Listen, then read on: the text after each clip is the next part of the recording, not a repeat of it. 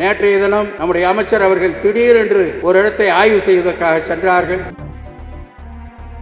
அதை பற்றி நிறைய விஷயங்கள் பத்திரிகையிலே வர இருக்கிறது.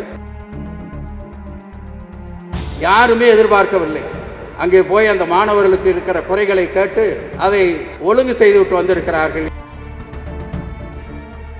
எனவே இப்படிப்பட்ட நடவடிக்கையை இன்றைக்கு நம்முடைய அமைச்சர் அவர்கள் எடுத்துக்கொண்டிருக்கிறார்கள்.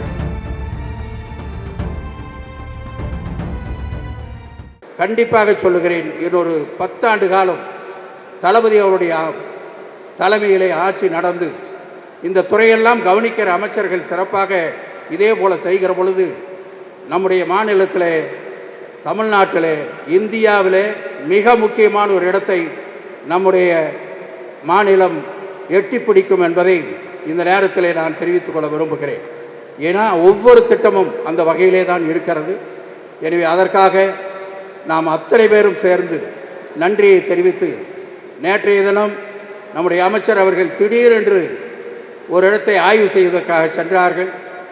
அதை பற்றி நிறைய விஷயங்கள் பத்திரிகையில் வர இருக்கிறது.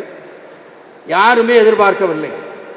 அங்கே போய் அந்த மாணவர்களுக்கு இருக்கிற குறைகளை கேட்டு அதை ஒழுங்கு செய்துவிட்டு வந்திருக்கிறார்கள். ஏன்னா அடுத்த கூட்டத்தில் அதை பற்றி நாங்கள் பேச வேண்டியிருக்கிறது.